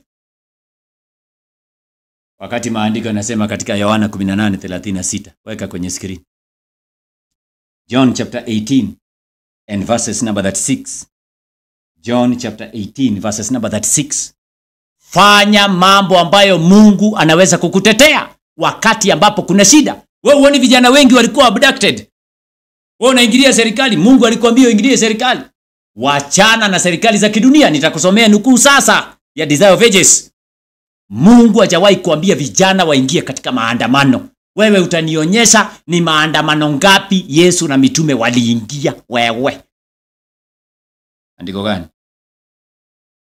John chapter 18 and verses number 36. Tunawafundisha vijana wetu wasiingie katika maandamano. Unaona wengine wa nominal SDA wanaonyesha mpaka kwa news. Wanaonyesha mpaka kwa news Tunajua hii ni SDA ya nini huko Kikuyu. Unajua hata sisi tunaunga mkono Kasmuel Makaure ni wetu nini wewe. Hakuna vijana wana matengenezo wanatakiwa kuingia katika protest. Mungu hajakubali. Hiyo si kazi ambayo Mungu ametupatia. Wenye haki wataishi kwa imani. Naona nabeba mabango. Hati haki za wanyonge. Tumekuja kupigania haki za wanyonge. Nionyeshe haki ya mnyonge Yesu aliyoipigania hata moja kwa hii Biblia. Nionyeshe. Yesu alimwachia Mungu. Mungu ndiye aliyempigania Yesu kwa wakati wake na kwa njia zake. Nionyeshe haki za wanyonge mitume walizozipigania. Na sasa nitakusomea quotation ya Desire of Ages. Nitakusomea sasa hivi. Maandiko yanasema Yesu akasema. Yesu akawaambia, ufalme wangu sio wa ulimwengu huu. Na kama ufalme wangu ungekuwa ulimwengu huu, nini ingefanyika? Wanafunzi wangu ama watumishi wangu wangenipigania nisije nikatiwa mikononi mwa Wayahudi. Lakini ufalme wangu sio wa hapa. Ati wangefanya nini? Wangekuwa kwa protest. Haki yetu, wachilieni Yesu saa hii. We demand justice. We demand. Tena. We demand that justice be served. Mwachilieni saa hii. Ama tunene kosti. Waachana na hizo vitu. Royal nabii imekataa. Labor unions. Hizo unasikia labor unions ndio zitakuwa za kwanza kuleta hii dunia katika confusion ya mwisho. Taabu ya mwisho duniani italetwa na hizo vitu. Maana pesa zinapotea, hakuna serikali italeta pesa tena. Umaskini wa mwisho unaingia duniani. Watu wataingia kwa streets na hiyo ndio itatumika na shetani kuchemusha dunia, kuleta Sunday law crisis na time of trouble. Pata hiyo. Mungu hajatuita tupiganie haki zetu. Ametuita tuvumilie. Tunaingia katika kipindi cha maombi. Watu wa Mungu, tunaweza kusema mengi. Ujana wako usidharauliwe mpendwa. Listi yako umeandika vijana 5 ambao ungependa kuombea. Saa 9 asubuhi tulikuwa macho, watu walikuwa naomba. Tunataka kuingia katika session of prayer. Tuombee vijana 5, kila mtu awe na list ya vijana 5. Katika movement ya wana matengenezo, ombea vijana 5 marafiki zako. Nafikiri sasa uko na list. Wiki hii yote unawaombea. Na nitachukua simu. Tunapochukua prayer requests, tutachukua prayer request 3. Unaona? Tutachukua prayer request 3. Wapendwa, tunaingia katika session ya maombi. Mungu atujalie neema. Mungu atusaidie tuwe na neema. Mungu atusaidie tuwe na tabia ya Yesu. Nambari yangu iko pale kwa screen. Yule ambaye angependa kushare na sisi a prayer request, vijana ambao wananisikiza. Nataka uweke hii. Yule ambaye ni kijana na ananisikiza na ako na prayer request, yeye anasema mimi niko na ombi ambalo linanisumbua kwa moyo, na ungependa kushare na sisi, tumia nambari hiyo ya simu. Nataka niweke nambari hiyo ya simu, unaweza kulitumia. Wapendwa wasikilize, nataka kufanya maombi. Tunaingia katika kipindi cha maombi, prayer session. Mungu wetu ni mwaminifu. Mungu wetu atatusaidia. Nazungumza na vijana. Kijana mmoja kule Nakuru, msichana mmoja zamani hizo hakusikia vile wazazi walisema, baba umeishi maisha yako. Hicho kisa nitakileta kesho vizuri. Huwa kinanipatia huzuni sana. Unajua baba yake alikuwa mlevi kabisa. Baba yake alipoona kijana ambaye msichana wake anaenda kuolewa naye akasema hiyo sitaki. Msichana akatoroka na kijana. Kwani walikaa hata miezi miwili? Hawakuwaika. Walifanya harusi kubwa. Baba na mama walikataa. Akasema hao ni walevi. Achana na mimi, ni maisha yangu hii. Huyu ni tajiri. Maisha iliwageuka mpaka leo msichana anakula magumu, maisha magumu kweli. Patana na wazazi. Fanya amani na watu kabla hujaenda kwa Mungu.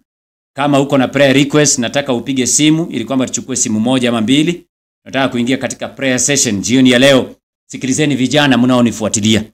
Tuko katika week of prayer. Wiki hii yetu ya maombi tunaomba kwa ajili ya matatizo yanayowakumba vijana. Kuna vijana ambao wako katika shida nyingi. Kuna vijana ambao imani yao iko chini. Kuna vijana ambao wameshindwa kufanya maamuzi ya kiroho. Kuna vijana ambao shetani amewalemea, wamefungwa ni minyororo ya giza.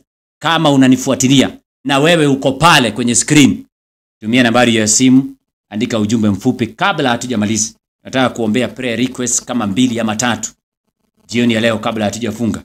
Kwa hivyo nitakuwa ni mwenye kupokea simu. Nione simu ya kwanza ni ya nani. Ama pia unaweza andika nambari, kama uko kwenye WhatsApp pia unaweza kupiga kwa WhatsApp, tutakusikia. Ili kwamba ama pia kama uko na ushuhuda ungependa kushare na sisi kabla hatujaomba, pia unaweza kushare ama kuzungumza ili kwamba wengine watiwe moyo. Sikiliza kijana. Hakuna jaribu ambalo linaweza kukushinda. Nitakupatia formula rahisi. Hakuna hata moja. Ila hali Mungu ametupatia mamlaka na ametupatia uwezo kupitia Kristo mwanawe. Nasubiri kama kuna yeyote ambaye angependa kuzungumza nasi kupitia njia ya mitandao. Yani hakikisha kwamba network iko sawa. Asante. Sawa kabisa. Yule ambaye angependa kuzungumza nasi ili tuweze kumweka katika maombi jioni ya leo. Kama kuna mmoja ambaye anatufuatilia kwenye mitandao na angependa tuombe pamoja prayer request, unaweza andika ujumbe mfupi ama unaweza kupiga simu. Nambari ya simu ndio hiyo, ili tuweze kuomba kwa pamoja. Ningependa tuweze kuomba. Nambari ya simu ndio hiyo. Tutachukua simu moja ama 2 tunapoenda kumaliza. Niko na dakika kama 2 ama 3. Kuna message ambayo imeweza kuandikwa hapa. Acha niweze kusoma ninaposubiri simu. Acha nisome message. Kuna message ambayo imeandikwa hapa. Kama kuna yule ambaye anataka kupiga simu, unaweza kupiga. Hata unaweza kuwasilisha ombi lako kwa njia ya kuandika. Asante. Kuna kijana mmoja hapa anasema hivi. Anasema ujambo mwalimu, nikumbuke kwa maombi. Hajasema ni nini. Anasema tumkumbuke kwa maombi. Dada anaitwa Saumu, tutamuombea. Hebu nione kama kuna message nyingine. Kama hakuna, tutakuwa ni watu wenye kumaliza. Hii ndio message tumepata kwa sasa. Tumia nambari ya simu, sijui kama nambari yangu nafikiri iko open. Acha nione. Sawa Kama ungependa kupiga simu ili kwamba tuweze kukusikia, unaweza kupiga simu.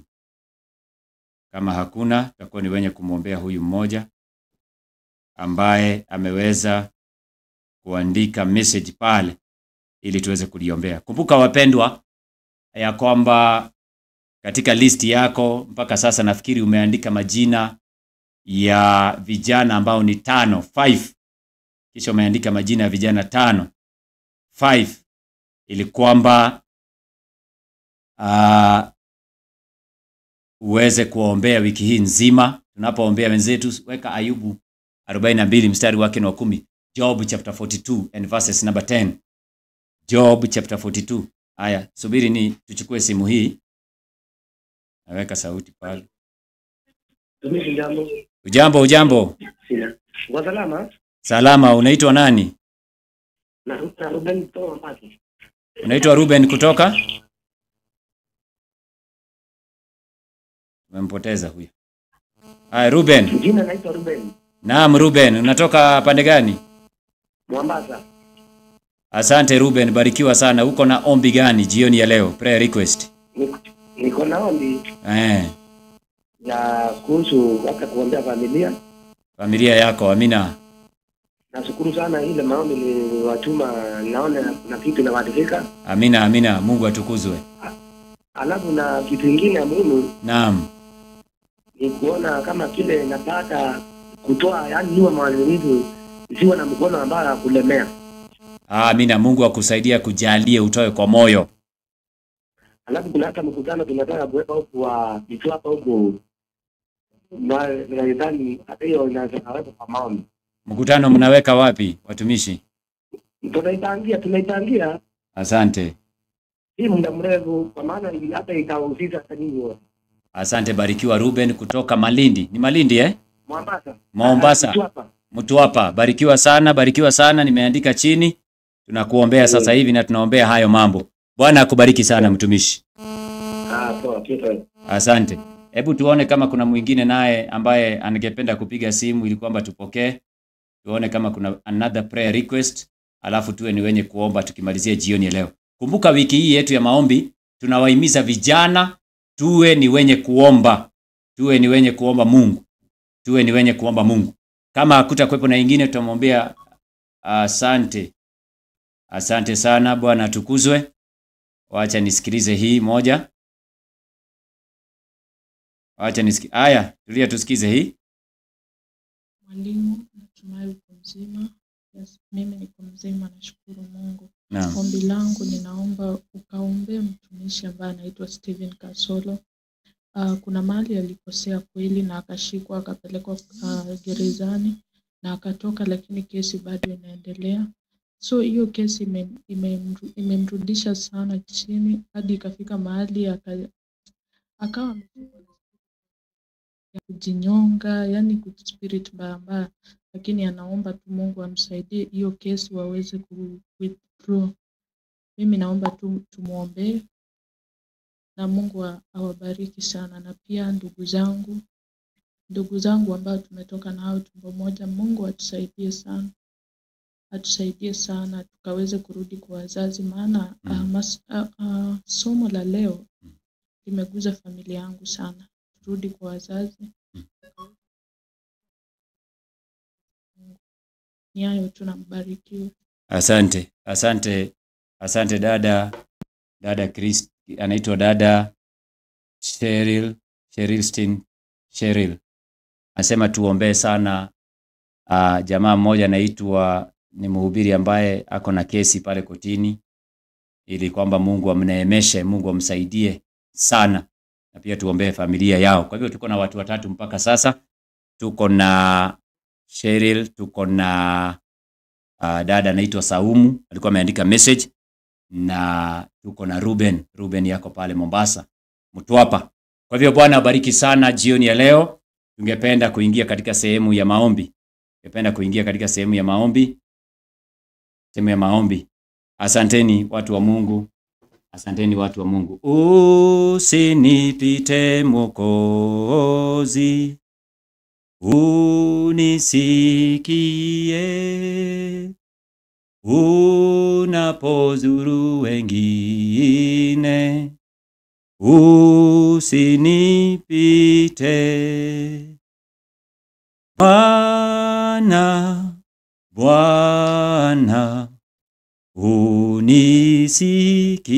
unisikie unapozuru wengine, usinipite. Kiti chako cha rehema na kitazama, magoti napiga pale, nisamehewe. Bwana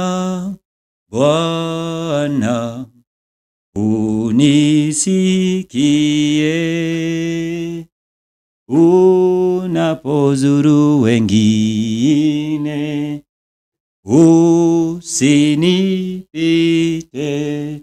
Tafuta mahala ambapo umeandika majina ya watu 5 vijana ambao ungependa kuombea ukiwa unafuatilia kutoka kwa nyumba. Tafuta sehemu ya kupiga magoti, tunaingia katika session ya maombi. Tunaombea watu hawa watatu, Ruben, Cheryl na Saumu. tunawaombea, tunawakabidhi kwa Mungu. Kwa hivyo tafuta mahali ambapo unaweza kupiga magoti ili kwamba tuweze kuomba kwa pamoja. Tunaomba watu wa Mungu popote ulipo, tunaomba watu wa Mungu. Baba Mungu wetu, jina lako litukuzwe. Baba, umekuwa mwaminifu na utaendelea kuwa mwaminifu kwetu sisi watumishi wako. Asante kwa sababu ya wiki hii ya maombi ambayo tunaendeleza kwa utaratibu, wengi wakifuatilia wakiwa manyumbani. Jina lako litukuzwe. Umesema katika neno lako, ikiwa watu wangu walioitwa na jina langu wataziungama dhambi zao na kutafuta uso wa Mungu kwa bidii, mimi Bwana nitawasikia. Leo hivi tumeungana pamoja na vijana wote wana matengenezo kwa ajili ya maombi. Bwana uturehemu. Kuna mengi ambayo yanawakumba vijana katika siri, kila moja unawajua mioyo yao. Wanapokuomba uwasikie.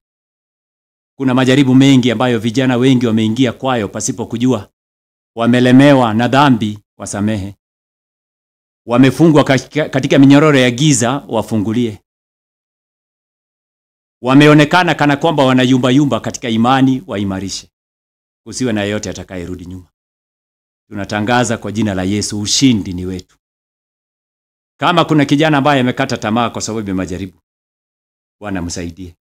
Tunamuombea kijana aliyetajwa na Sheryl ambaye ako na kesi mahakamani. Kesi ambayo imemfanya yeye amekuwa na mawazo hata ya kujiua. Bwana usiruhusu shetani akajitukuza. Msaidie mtumishi wako. Tumepiga magoti kwa unyenyekevu, kwa njia ya imani, maana tunajua uko na uwezo. Tuma malaika watakatifu wa mzuru. Baba, kupitia jina la Yesu Kristo, msaidie. Saidia familia hiyo ya dada huyo. Wasaidie mambo ambayo wamekwazana na wazazi wao, waweze kupata njia ya kusuluhisha ili jina lako litukuzwe. Jioni ya leo tunapiga magoti kwa njia ya imani pamoja na vijana wengi wakiwa manyumbani, wengine wakiwa katika shughuli zao, wengine wakiwa katika sehemu zao za siri, tukiomba kwa pamoja. Kwa sababu tunajua ya kwamba Bwana unaweza na uko na uwezo huo. Mkumbuke dada Saumu kwa njia ya imani, matatizo aliyo nayo unayafahamu. Tunamkabidhi kwako, neema yako imtoshe. Haja yazungumzia kwa uwazi, lakini Bwana unajua moyo wake. Tunayakabidhi kwako, asishindwe na shetani, mpiganie. Tunamwombea Ruben akiwa Mtwapa, amepiga simu akiwa na unyenyekevu mwingi. Saidia familia yake. Msaidie imarike kiimani, awe na moyo wa kutoa kwa uaminifu. Baba, usimwachilie shetani akamshinda. Shetani hajawahi kumshinda yeyote aliyekuamini. Neema yako inatutosha.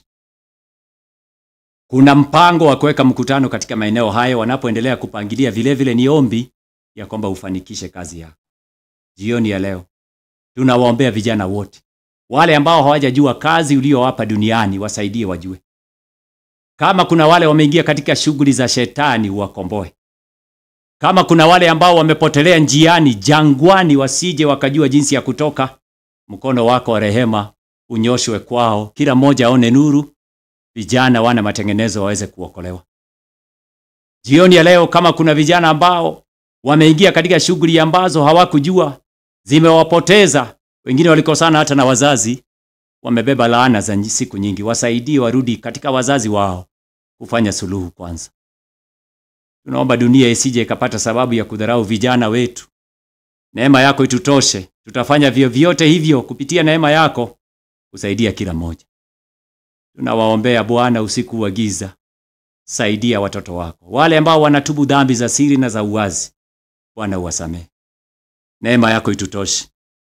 Pamoja na maombi ya kila mmoja naye kuomba sehemu mbalimbali katika ulimwengu huu, maombi ya siri, sikia kila mmoja, kila chozi linalomiminwa. Bwana, tunaomba upokee kila mmoja. Neema yako itutoshe, mapenzi yako yakitimizwa. Kupitia jina la Yesu tumeomba. Amina.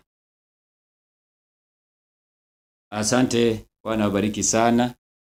Asante. mapambano yanaendelea. Bwana wabariki sana vijana wote kwa kujumuika nasi jioni ya leo katika wiki ya maombi.